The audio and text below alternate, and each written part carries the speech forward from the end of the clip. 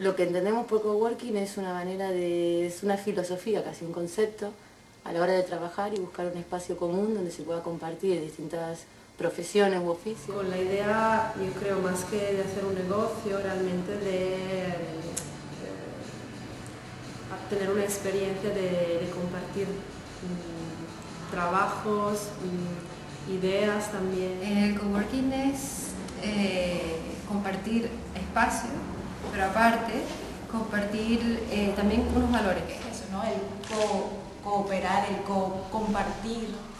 Pero básicamente es una manera de tener un despacho, un sitio para trabajar a un buen precio. Doncs la retribució que tu pots percebre. Quan ja portes un temps a casa treballant sol, necessites comunicar-te amb més gent i compartir un espai. Libre de la soledad laboral, pero todos hemos pasado por eso, trabajar en casa.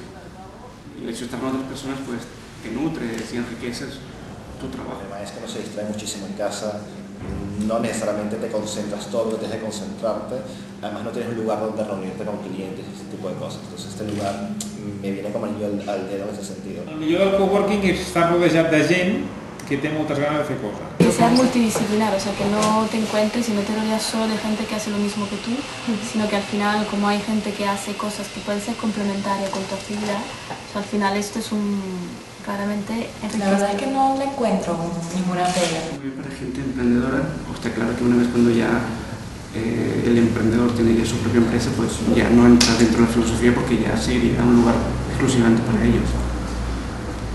A veure, no tens una oficina per tu sol quan igual de vegades necessites, jo que sé, màxima concentració. Tienes que compartir un espacio con otra gente que igual tiene sus propias exigencias, horarios. Però és que avui en dia, vull dir, trobar solucions o idees tancats en una empresa, en un despatx propi, sense parlar amb ningú, ja no funciona.